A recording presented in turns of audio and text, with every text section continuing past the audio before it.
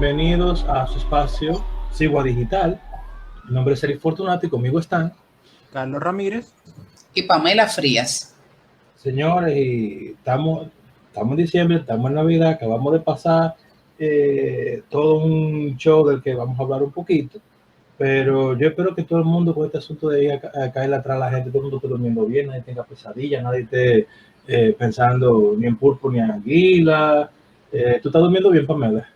Oh, yo sí, feliz como una lombriz, aunque seguro hay personas por ahí que están viviendo pesadillas de terror en alta mar, porque ahora, aparte de pulpo a la brasa, tenemos unas anguilas eléctricas que andan por ahí, conforme a una denuncia que hizo Alicia Ortega y otras personas, que los hermanos de Candy Montilla, la ex primera dama, estaban involucrados aprovechándose de su posición de cuñados del presidente de la República para adquirir unos jugosos contratos con las EDES. No sé si eso es parte del plan de gobierno de hacer lo que nunca se había hecho y montar un propio acuario nacional dentro del seno de la familia Medina Montilla. Ay, bueno, si el zoológico no funciona, entonces lo hacemos con acuarios familiares.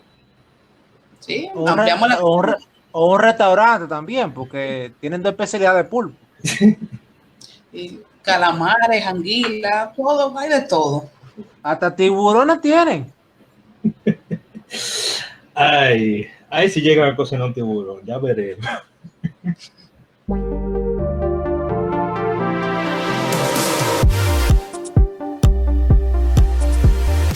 Saludos a todos y bienvenidos a República 21. En el episodio anterior hablábamos del matrimonio infantil.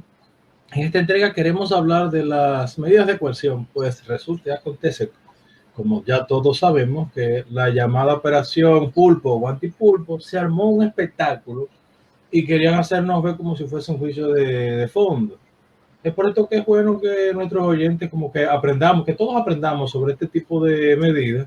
Así que, Pamela, es bueno que tú nos ilustres al respecto. Ciertamente, la Operación Pulpo ha sido el tema de las últimas semanas y el regalito de Navidad de la Procuradora a un pueblo que se encuentra sediento de justicia. No obstante, cuando ocurren estos casos de gran impacto social, el pueblo en general comienza a pedir cabezas y a querer ver sangre de una vez, sin necesariamente entender cómo funcionan los procesos penales, particularmente en esta etapa de las medidas de coerción. Para eso, vamos a explicar un poco acerca de cómo funciona el procedimiento penal aquí en República Dominicana. Anteriormente, nosotros teníamos un sistema penal inquisitivo. Pasamos entonces del sistema inquisitivo al acusatorio a raíz de la última modificación que se le hizo al Código Procesal Penal. En el sistema inquisitivo, la figura del juez no podemos decir que era una figura neutral, ya que su trabajo era directamente el de acusar y no ser una especie de observador externo, que es lo que se ve en el modelo acusatorio. En el caso del modelo inquisitivo, todo el procedimiento era 100% por escrito y se manejaba, vamos a decir, con un cierto secretismo, porque no daba lugar a la oralidad ni a la publicidad de los juicios. Mientras que en el sistema acusatorio, que es el que tenemos actualmente, predomina la oralidad y el carácter público de las audiencias. En este proceso, las partes, la Fiscalía o el Ministerio Público y la defensa de los imputados, se enfrentan en igualdad de oportunidades ante un juez imparcial en principio y que funge como un observador y quien, en base a las pruebas y argumentos que aportan las partes, es que va a tomar una decisión condenatoria o absolutoria. Entonces, el proceso penal actual se compone de tres fases principales. La primera etapa es la preparatoria o investigativa, que es donde en este caso el Ministerio Público recolecta todos los medios de prueba y las evidencias. Entonces, la segunda etapa es la que se conoce como la etapa de audiencia preliminar, que se desarrolla como una etapa intermedia o puente entre la investigación y el eventual debate oral del juicio de fondo, y donde se ponderan el peso de la acusación y los medios de prueba que la sustentan. o también los alegatos que pudiera tener la defensa y los medios de prueba encaminados a desvirtuar la acusación que monta el Ministerio Público. Una vez concluido este proceso, que es donde se conocen las medidas de coerción, entonces se pasa a lo que es el juicio oral de fondo, donde se determina la suerte del procesado y las pretensiones finales de las partes. Donde se determina la suerte del procesado y las pretensiones finales de las partes a través de una sentencia de absolución o condenatoria. En el caso del pulpo, recién acaba de concluir la etapa de audiencia preliminar con la imposición de la medida de coerción de los imputados. Ahora bien, ¿qué entienden ustedes que es una medida de coerción? Bueno, la medida de coerción, básicamente, tengo yo entendido, por lo poco que sé de derecho, y cuando el juez decide si ellos pues, se puede seguir investigándosele ellos libre o si hay que bloquear, limitar su libertad mientras se investiga y se vaya a un juicio de fondo. Sí, entiendo que una medida de coerción es limitar la libertad porque el juez entiende por lo que se le da de que la persona no va a querer, quizás no le conviene cooperar, y entonces hay indicios de que si no está limitada su libertad, entonces puede alterar el proceso de investigación con las pruebas, ya sea que las destruya, ya sea que se largue y que tú no lo puedas cachar. Bueno, básicamente una medida de coerción es una restricción del ejercicio al derecho de la libertad o de la propiedad que es dispuesta por un juez competente y que tiene un carácter temporal y excepcional y cuyo propósito es asegurar la presencia del imputado en el proceso penal, también la protección y la defensa de la víctima. Es por esto que existen diferentes tipos de medidas. Ahora bien, ¿cuáles son, vamos a decir, las condiciones para un juez imponer la medida? En primer lugar, y la más, vamos a decir, la principal, para que un juez pueda imponer una medida de coerción, es que existan elementos de prueba suficientes que sostengan de una manera razonable que el acusado o el imputado es muy probablemente el autor o cómplice de la infracción de la cual se le acusa. Si el Ministerio Público no tiene debidamente delimitado o, vamos a decir, identificado a quien supuestamente cometió el crimen, pues entonces ya ahí se cae el caso y no se le puede imponer una medida de coerción y se ordena la libertad inmediata ahí de la persona. El segundo requisito a tomar en cuenta para imponer la medida de coerción es la existencia de un peligro de fuga que se basa en una presunción razonable acerca de que el imputado pudiera someterse o no en el procedimiento. Y tercero, la tercera condición para imponer una medida de coerción es que la infracción que se le atribuya esté reprimida con pena privativa de libertad, es decir, que su sanción sea cárcel.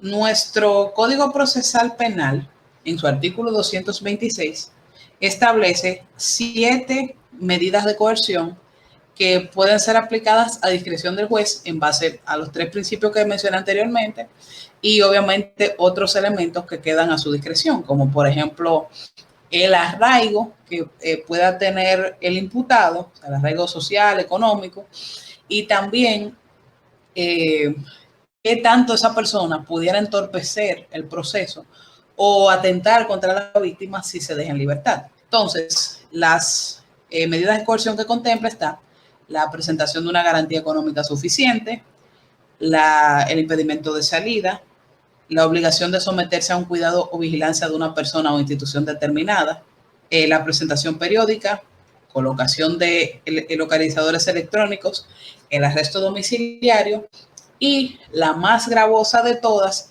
viene siendo la prisión preventiva. Hay un aspecto que la gente también tiene que tomar en cuenta. Si bien el juez te puede dictar, dependiendo de la gravedad del hecho, prisión preventiva por espacio de hasta 1 año, año y medio, estas medidas, o sea, la medida de coerción, si no son apeladas en otra instancia, tienen la obligatoriedad de ser revisadas cada 3 meses. ¿Por qué? Porque esto le da la oportunidad al imputado de que pueda presentar medios de prueba que permitan demostrar que variaron las circunstancias por la cual se le impuso, por ejemplo, prisión preventiva en una primera etapa. Por ejemplo, si a ti te acusan de un homicidio, un robo, y en ese momento tu abogado de defensa no pudo obtener todos los medios de prueba para demostrar que tú tenías la solvencia económica o que tú no presentabas un peligro de fuga y te enviaron a prisión a los 3 meses, esa persona durante una revisión de medidas pudiera o mantenerse en prisión o pudiera cambiársele por otra medida. Entonces, teniendo en cuenta todo esto de cómo funciona la medida de coerción, vamos a pasar entonces a hablar un poco de lo que es la operación Pulpo como tal. Para aquellos que quizá no tuvieron la oportunidad de leer las acusaciones del Ministerio Público, aquí básicamente se constituyen como unos 10 delitos. Hay una multiplicidad de delitos entre no necesariamente todos los acusados, que por eso es que vemos que a una parte de ellos se le impuso prisión preventiva y a otros se les impusieron medidas de coerción menos gravosas, porque quizás su nivel de participación no era muy alto o porque los delitos penales por los cuales se le estaba acusando no requerían quizás de pena privativa de libertad en caso de que fueran condenados en un eventual juicio de fondo. Entonces, entre las acusaciones presentadas por el Ministerio Público, tenemos en primer lugar el delito de corrupción, el cual se encuentra tipificado en la Constitución Dominicana. Dice que este delito es sancionado con las penas que la ley determine, en este caso sería lo que establece el Código Penal, y se sancionará igualmente a la persona que proporcione ventajas a sus asociados familiares, allegados, amigos y relacionados para que puedan obtener algún tipo de beneficio. También está la coalición de funcionarios, que este delito básicamente lo que implica es que un funcionario, empleado público, una corporación o bien cualquier autoridad o entidad pública convenga con otras partes dentro de las mismas instituciones públicas la ejecución de medidas y disposiciones que sean contrarias a las leyes, que es algo como por ejemplo lo que pasaba y motivo por lo cual parcialmente acusaron por ejemplo a Pagán o a Freddy Hidalgo, porque esas personas que tenían una posición pública o cierta autoridad, entonces ellos, vamos a decir, se pusieron de acuerdo de sí, está bien, te vamos a dar este contrato y ya vemos lo que pasó.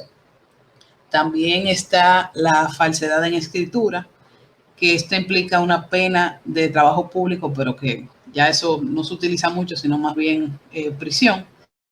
La falsedad en escritura incurre en ella todo empleado o funcionario público que en el ejercicio de sus funciones cometiera la falsedad, sea de una firma o de algún documento que sea ficticio, con propósito de obtener una ventaja o con el propósito de desfalcar o perjudicar de alguna manera el Estado. También tenemos el delito de concusión, que básicamente lo que implica es, vamos a decir que un empleado o un funcionario público se inventa algún tipo de necesidad o algún tipo de compra ficticia para beneficiar a alguien o para beneficiarse a sí mismo. También está la sustracción por parte de depositarios públicos, la prevaricación, que es básicamente lo que el ciudadano común entiende como corrupción, que es cualquier delito que cometa un empleado público en el ejercicio de sus funciones. Entonces, como pueden ver, todos los delitos a los cuales se acusan estos funcionarios se mezclan con asuntos que son incompatibles con su calidad de funcionarios públicos. También está lo que se conoce como asociación de malhechores, incluyeron también la estafa, me imagino que por la misma cuestión de la falsedad en escritura, y el lavado de activos, porque obviamente todo ese dinero mal habido de alguna forma fue transparentado a través del sistema financiero dominicano. No sé si en este punto tienen alguna pregunta o algún comentario, chicos.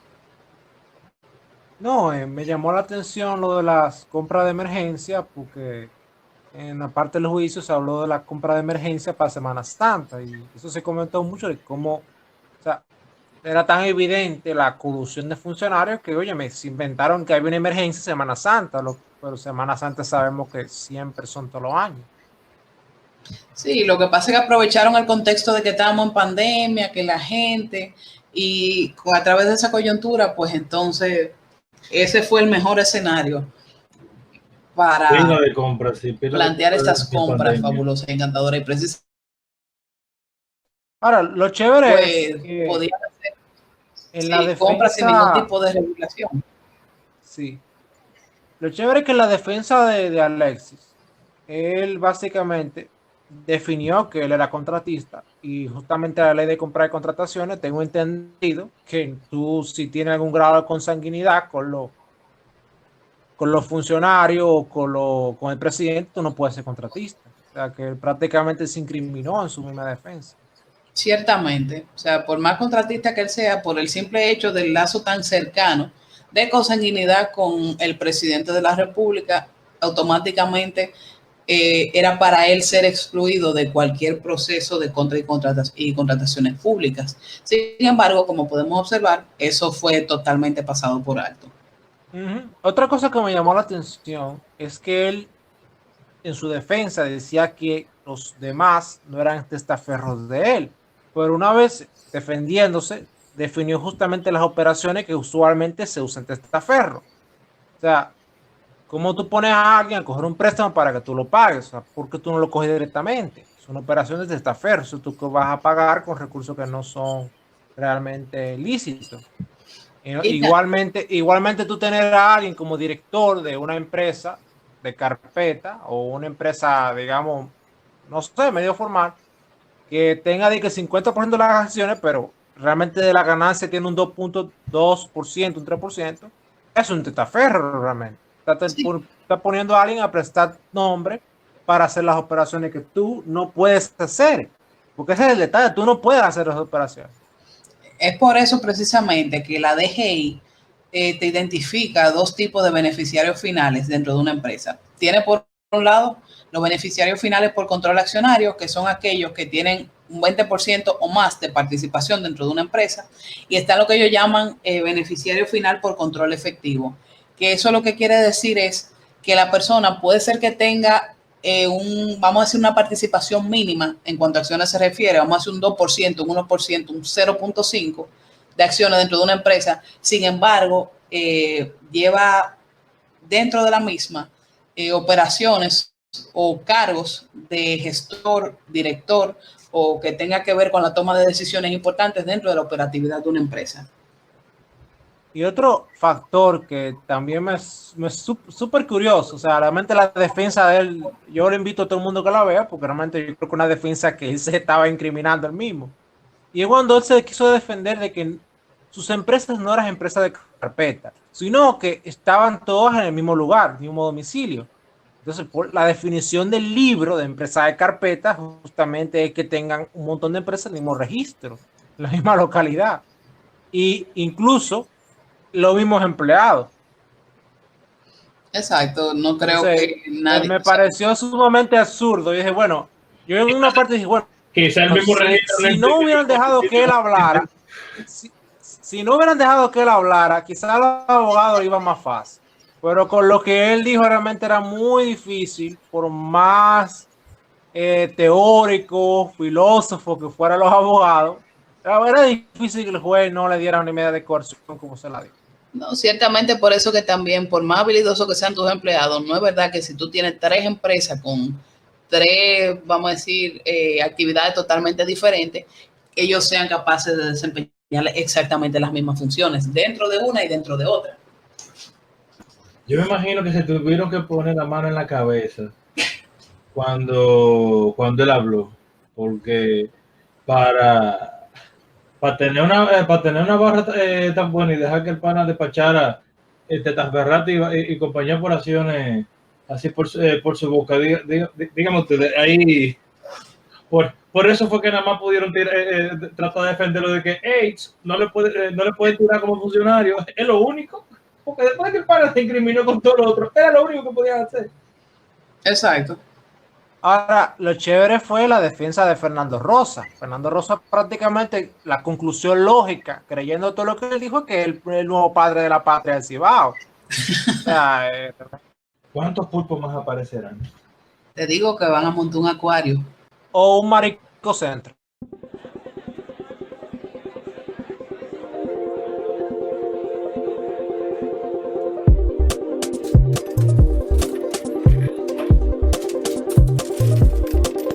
Saludos a todos, bienvenidos a Bagatela, en donde cada 2 semanas trataremos de traer un tema de interés económico y financiero, nacional o internacional, y tratarlo de forma llana y que todos entiendan el fondo y las implicaciones del mismo.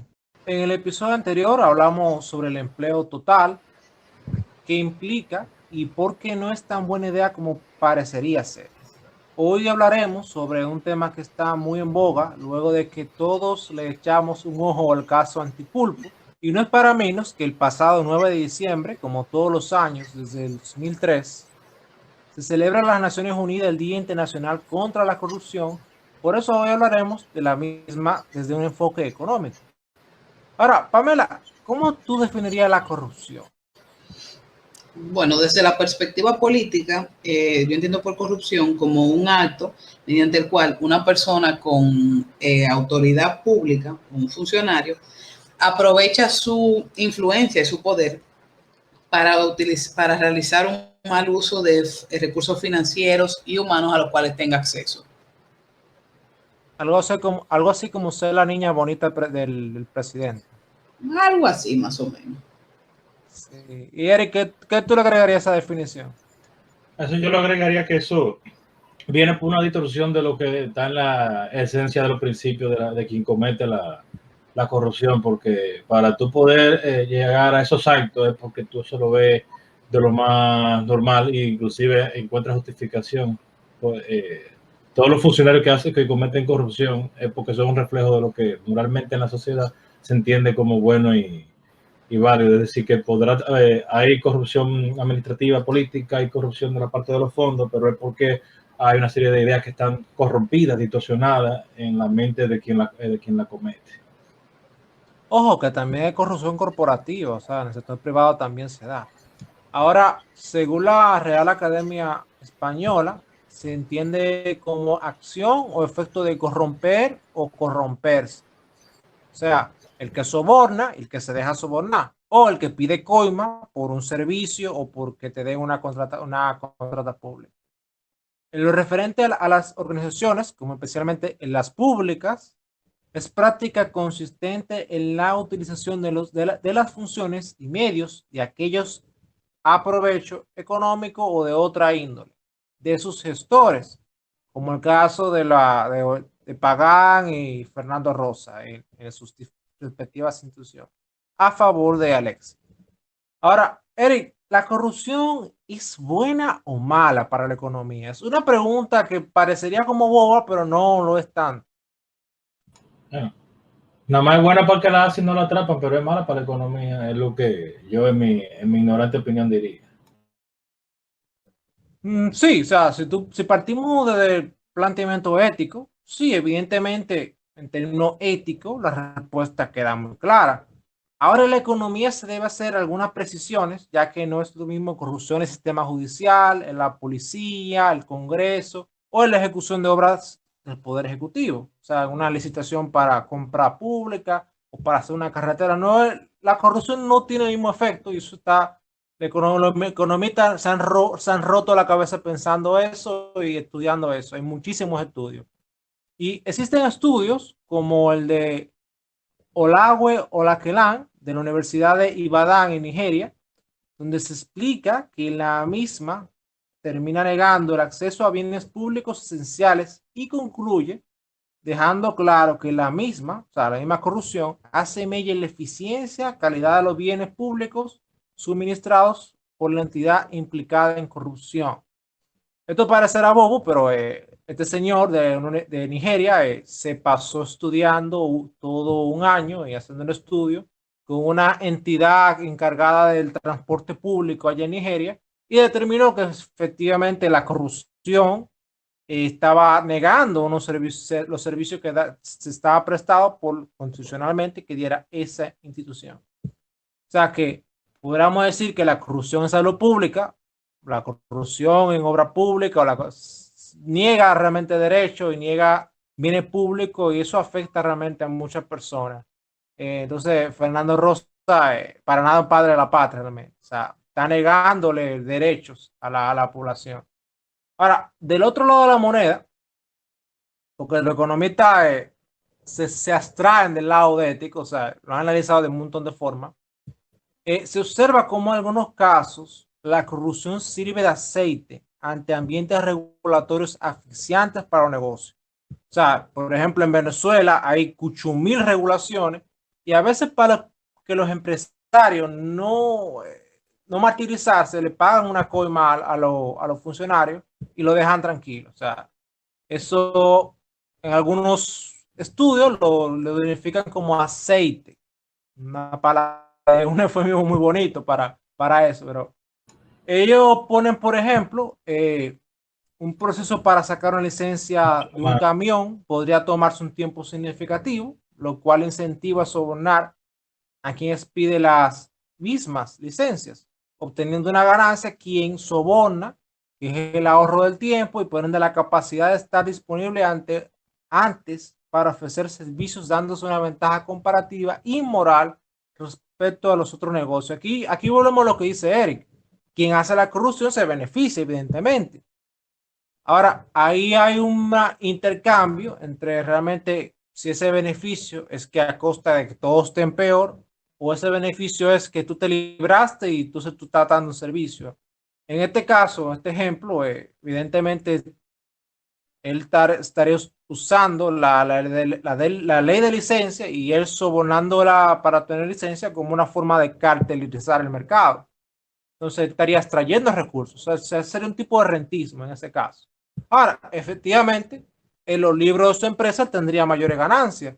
Entonces, habría que ver, o sea, quizá netamente se vería positivo en el PIB. O sea, los economistas lo han visto de una forma quizás no ética y por mucha gente le choca, pero ellos, los economistas, nada más ven números realmente. Ahora, también se da el caso en donde, como tenemos ahora un toque de queda, y te agarran un toque de queda, y al saber que tú una reunión importante de negocio el otro día, tú sabes que tú sobornando el oficial, te sueltan. Visto desde el punto de vista económico, evitar perder la productividad al día siguiente al evadir una normativa que se podría considerar arbitraria o injusta, eso es un debate grandísimo que lo podemos tener otro día. También se da el caso de que algunos países asiáticos, ya una situación más general, en donde los sobornos a la justicia para evadir casos adversos terminaron protegiendo el patrimonio o facilitando los negocios de un sinnúmero de empresas familiares. Aquí el caso de una empresa, por ejemplo, en Singapur o en Taiwán, la demandaron por un asunto de un daño ambiental y bueno, sobornaron al juez y no le pusieron una pena. Al no ponerle esa pena, eso sale como una contingencia positiva para la empresa. O sea, posiblemente le iban a quitar unos recursos o a limitar una actividad económica y no se la limitaron o se evitaron un costo. Entonces, eso económicamente podría tener un efecto neto positivo. Ahora, desde el punto de vista legal y el punto de vista ético, evidentemente no. Igual que el caso del toque de queda, bueno, podemos decir que sobornó, se benefició él, no perdió el otro día, pero el que no pudo sobornar se quedó preso y perdió el otro día realmente. O sea, es complicado Ahora, Pamela, ¿cuál tú crees que son las causas de la corrupción? Bueno, yo entiendo que hay múltiples causas para que se dé este fenómeno de la corrupción y pienso que la principal y la más importante es una falta de conciencia social. Normalmente quien recurre a prácticas de corrupción lo que está pensando es en su beneficio propio sin contemplar cómo esto afectaría al colectivo. También está, vamos a decirlo, paradigma distorsionado que, vamos a decir, crean una especie de círculo vicioso dentro de lo que es la corrupción. O sea, yo veo que, mira, pero esto se consigue más fácil así y lo hago. También está la falta de un ordenamiento jurídico, porque cuando tú ves que hay una persona que está haciendo algo mal hecho y que no le pasa nada, pues tú entiendes que tú también lo puedes hacer. Y finalmente, la falta de practicidad que pueda presentarse dentro de las instituciones públicas. Yo creo que de cierto modo quizá todos de una en mayor o menor medida hemos hecho algún acto de corrupción, así sea pequeño. Porque a veces sabemos que, por ejemplo, aquí lamentablemente hay instituciones que son muy deficientes y a veces para que la cosa camine, como dicen, tú tienes que darle por debajo de la mesa 500, 1000, 300 pesos a alguien que se supone le están pagando para que haga ese trabajo, pero para que lo pueda agilizar o entregártelo de una manera oportuna. Tú no sabes lo que a mí me dolió tener que, para que no me quemaran, tener que dar para la primera vez que saqué la licencia. Tú no sabes lo que a mí me dolió de eso. Me imagino. No, y es muy famoso el asunto de tú darle a los antiguos AME, ahora le llaman DGC, da eso. De que 500 pesos para que no te ponga la multa. Eso se hizo muy común hasta hace un tiempo. Y eso es corrupción realmente, visto desde el punto normativo. Ahora, los economistas no lo ven desde el punto normativo. Ya según el Fondo Monetario Internacional, en un documento titulado ¿Por qué preocuparse de la corrupción? Por el autor Paulo Mauro, ellos indican que las posibles causas, entre ellos enumeran las principales, porque evidentemente esto es multifactorial, hay muchísima causa, pero entre las principales que ellos ven observando las diferentes economías, se pueden dar restricciones del comercio, subsidio de gobierno, control de precios, múltiples tasas de cambio reguladas, bajos salarios de los funcionarios del servicio civil en relación a los del sector privado. Y según Mauro, también se podría agregar abundantes recursos naturales controlados por el gobierno y factores sociológicos, como Panel explicado. O sea, puede ser que en esa sociedad tengan esta idea de que, bueno, déjame facilitarlo más y sobornarte a funcionarios. O sea, hay sociedades que eso no está bien visto y evidentemente la gente se retrae. O sea, no tiene que haber una institución legal para eso, sino que hay una institución social para evitar la corrupción. Y había un ejemplo que lo ponía muy el anterior presidente o el expresidente Medina, del ocaso de Noruega, creo que se refería, de que cuando la gente, Noruega o Suecia, siempre es un país nórdico que ponen de ejemplo, Noruega o Suecia, no me recuerdo ahora mismo, que era que, bueno, que cuando la gente veía a un funcionario que estaba acusado de corrupción en un sitio, todo el mundo se retiraba de ese lugar, o sea, nadie quería compartir con esa persona. O sea, había un asunto de ostracismo social contra quien estaba acusado o había estado implicado en corrupción. Esas son cosas que limitan, son instituciones sociales que limitan la corrupción, y la inexistencia de esto también puede facilitar la corrupción en la otra forma. Ahora, explicando un poco más la cosa, él se refiere a las restricciones de comercio porque evidentemente si hay una tasa aduanal muy alta, existe un beneficio con tu sobornar el oficial de aduana para que tú no pagar esa tasa. Entonces, aún tú contando el soborno, tú podrás sacar un beneficio neto de eso. Entonces, evidentemente, una tasa aduanal que no sea muy fuerte o unas restricciones de comercio que no sean realmente draconianas, facilita que no se den esas situaciones de que tú tengas que sobornar a un oficial de aduana o no. En el caso del subsidio del gobierno, no tengo que decirle mucho. Si quieren pueden ver el periódico La Compañía de Transporte, alias Sindicatos de Transporte. Los controles de precios, ustedes pueden ver realmente en Venezuela el desastre de que hace eso, porque entonces tú tienes que tener toda una empleomanía de empleados para revisar que se controlen los precios, y evidentemente es más fácil tú sobornar a uno de esos panas que tú di que controlar los precios, porque evidentemente eso no es sostenible. Está el caso de múltiples tasas de cambio regulada.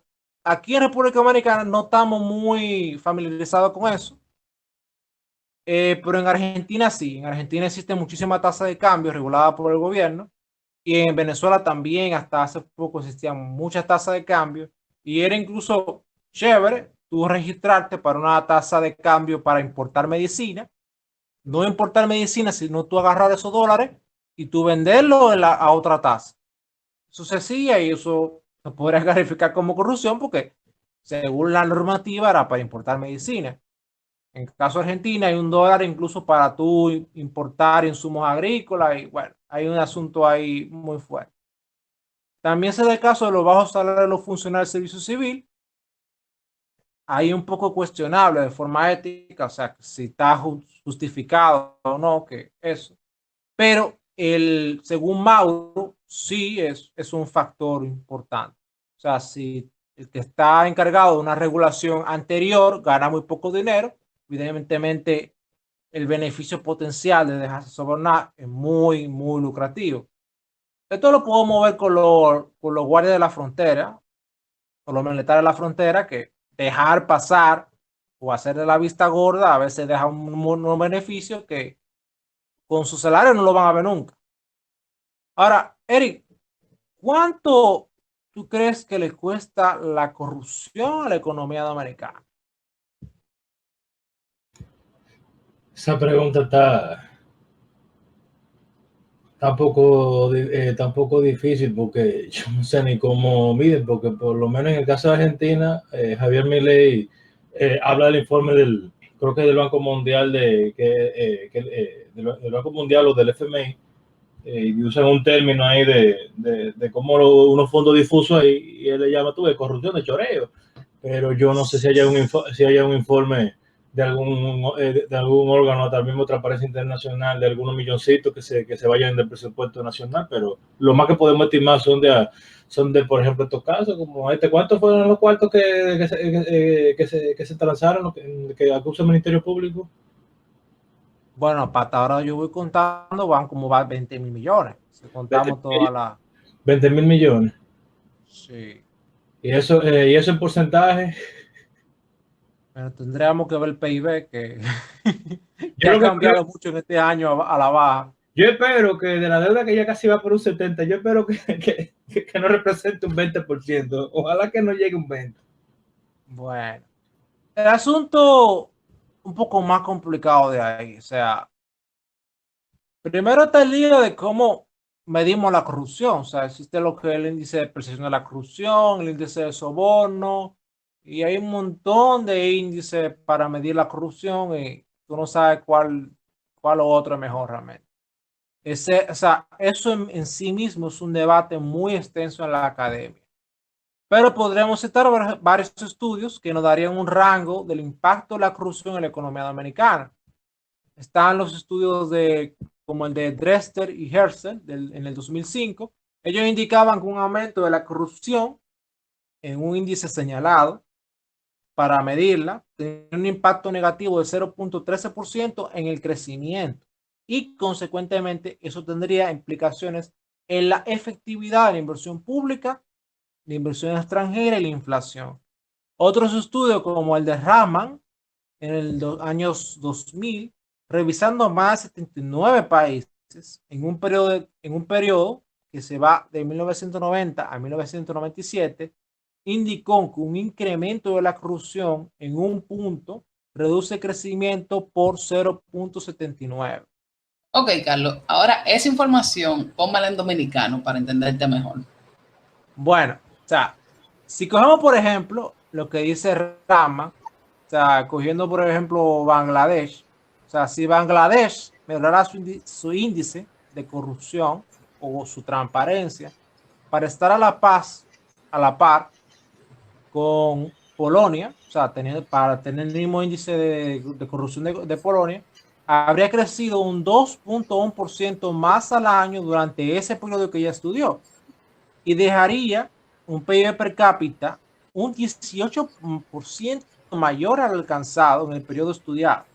Es decir, si alguien ganaba 1,000, solo por esta mejoría habría aumentado hasta 1,180. O sea, definitivamente tiene un impacto. Y entonces, ¿hay alguien que haya escrito algo más para acá, más siglo XXI? Bueno, está un estudio del 2011 de Walhin que dice que un incremento de 1 en una escala de corrupción implica un 0.12% menos de crecimiento. Algo parecido al primer estudio que señalé. Otro indica que la corrupción policial, al aumentar 1%, disminuye el ingreso per cápita 0.6%, que es el resultado de un estudio de Arvin y Attila en el 2009. Ya pueden saber la corrupción en la Policía Nacional. En una nota gris, Hack y Kerner, en un estudio del 2008, indican que el incremento de un puesto en los índices de corrupción implicaba 5% menos de crecimiento. O sea, lo cual, si lo tomamos al 100%, quizás explicaría el estancamiento y miseria de muchos países. Ya los demás estudios para Latinoamérica o en general indican que la corrupción tiene un efecto negativo en crecimiento económico de 0.54% a 0.6% a la baja. Pero si eso es así, como que no sonaría tan mal que uno como que cae con 0.6% al año con la corrupción. Bueno, realmente yo no me quedaría tranquilo porque si tú agarras eso y lo proyectas a 20 años, estamos asumiendo una reducción de un 12% del PIB que perdimos pendejamente. O sea, un 12% del PIB. O sea, el 0.6% en 20 años es un 12% del PIB. Ahora, ¿el impacto es solo en el PIB o existen más factores, Carlos? Claro, o sea, los economistas se enfocan mucho en el PIB, o sea, pero realmente existen otras cosas que también se afectan, como bien indica un estudio del Departamento de Desarrollo Internacional del gobierno británico, publicado en el 2015, titulado ¿Por qué la corrupción importa?, donde ellos señalan que la corrupción tiene efectos que tocan desde las instituciones, sus servicios, sus bienes públicos, las democracias y las elecciones, la desigualdad de ingresos, el medio ambiente e incluso los derechos de las mujeres en algunos casos. Y como decía Pamela antes, que bueno, como el asunto de la falta de ordenamiento jurídico, si tenemos que el asunto se deja así, que ocurre la corrupción y que no hay implicación para nada, no hay consecuencias, así como tú señalas todos esos efectos, eso va impactando en la misma cultura y pensamiento de la gente, porque se va dando como una normalidad. O sea, eso uno se va desensibilizando, insensibilizando.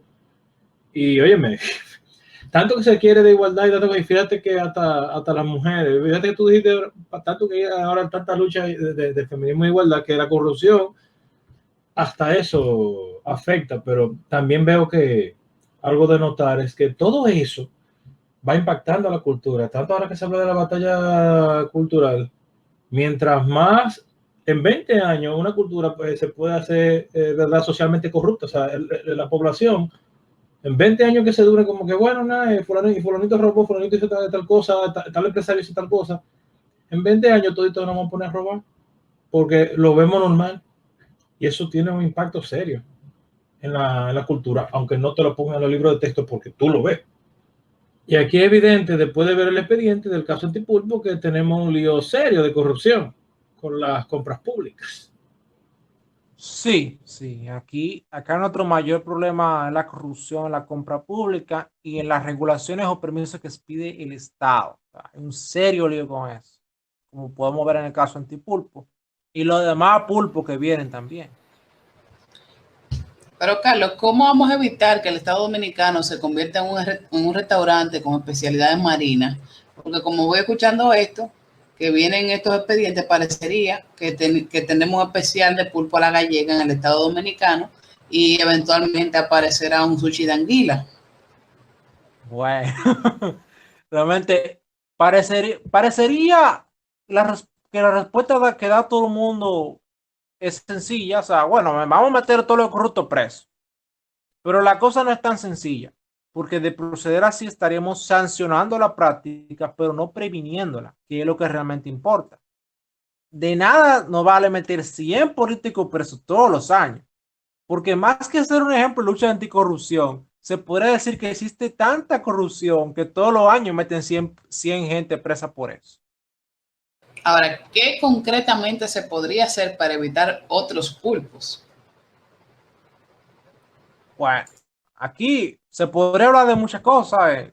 Primero, lo que definió el FMI, o sea, podríamos ir por ahí, ver qué modificaciones, pero entre las medidas que se podrían tomar del documento de la Agencia Internacional de Desarrollo británica, podemos mencionar el seguimiento de cerca de los gastos públicos, es decir, una fuerte transparencia de todos los segmentos de gasto, o sea, que tú puedas meterte en una página de internet y ver en qué se gastó, hasta si compraron regalitos para San Valentín para los empleados, o sea, incluso los gastos de caja chica que se puedan ver transparentados. O sea, eso, según la Agencia Internacional de Desarrollo británica, es un factor que podría tomarse en cuenta para reducir o prevenir la corrupción.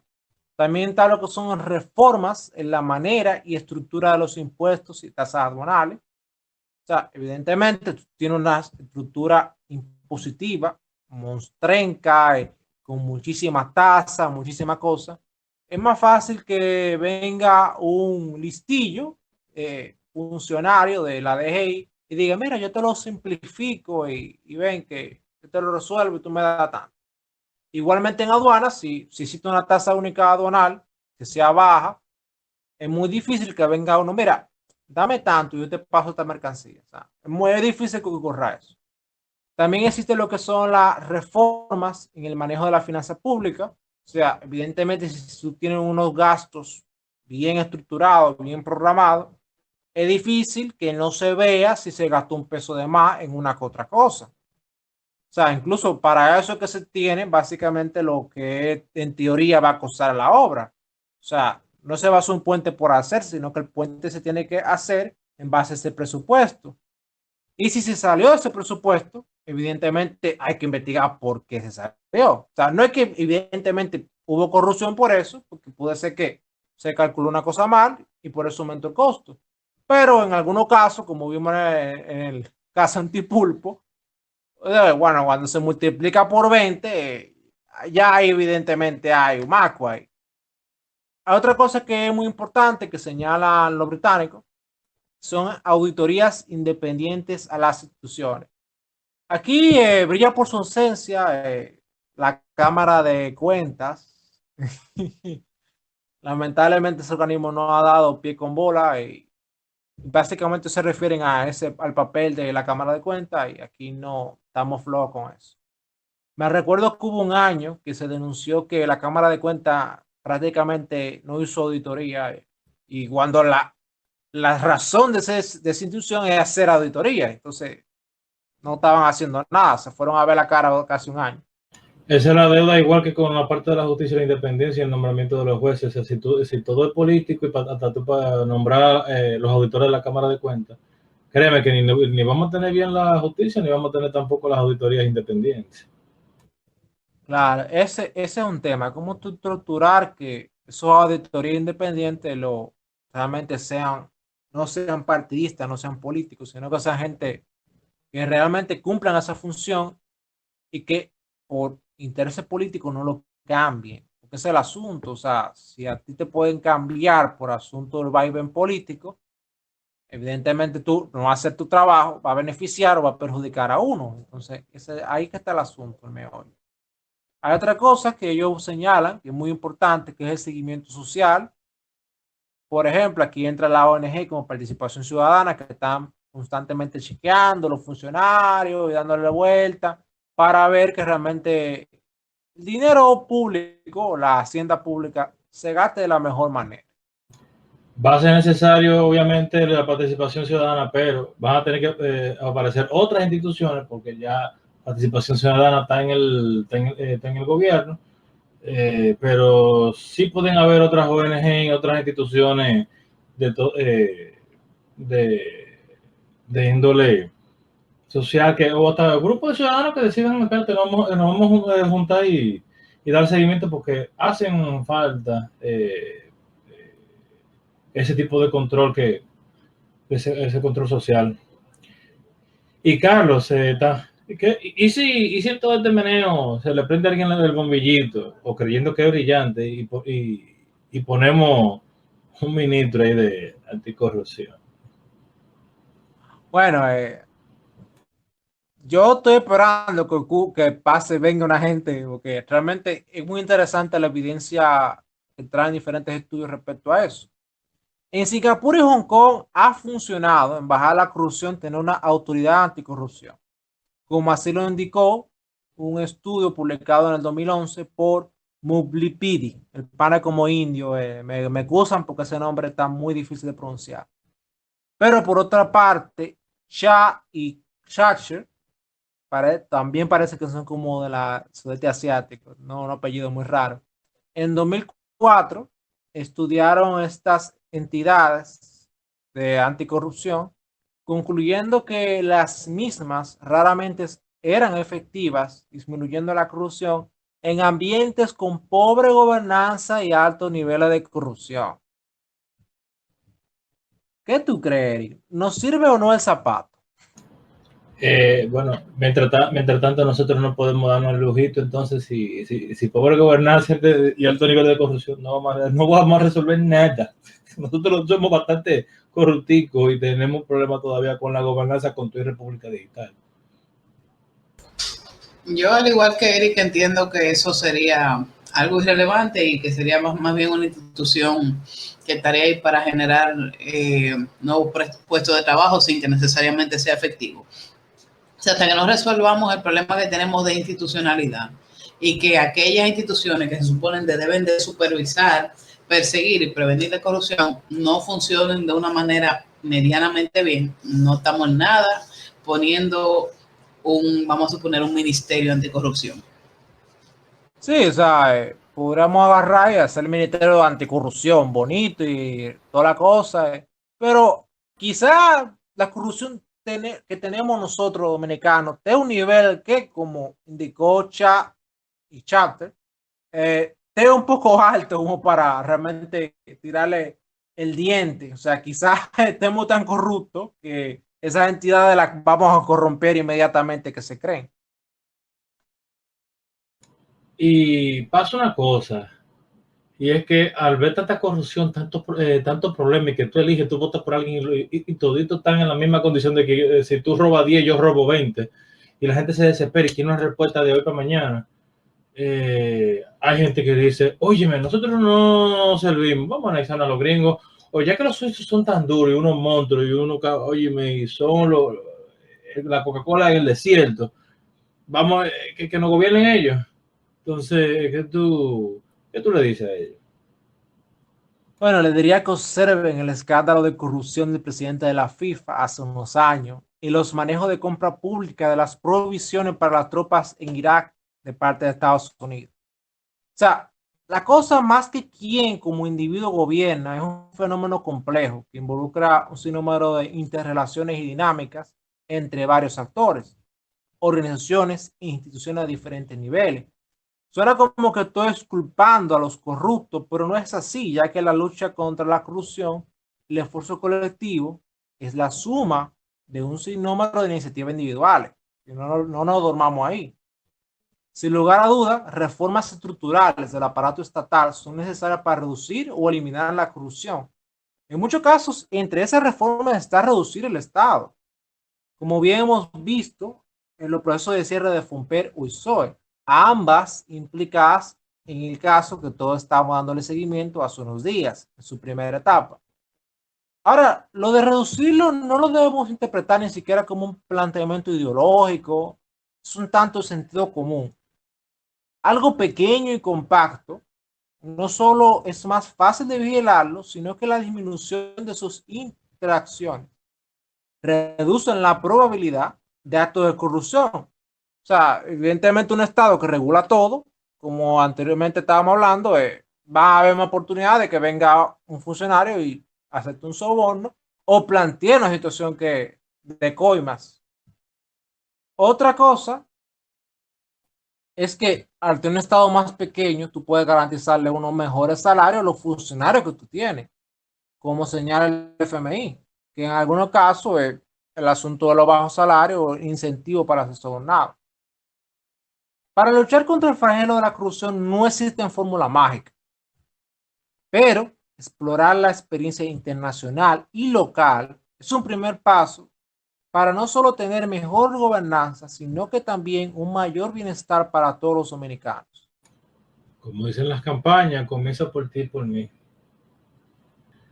Así que sigamos vigilantes. Cada uno que tiene sus principios y que sabe que puede dormir tranquilo, pues asegúrese de seguir esos principios y replicarlos. Y también compártanos a nosotros, síganos a nosotros y síganos en Spotify, YouTube, iTunes, Google Play Music, iVoox como Sigua Digital. Búscanos en Facebook como Sigua Producciones y en Instagram como Sigua Digital. Danos like, síguenos y compártelo con tus amigos.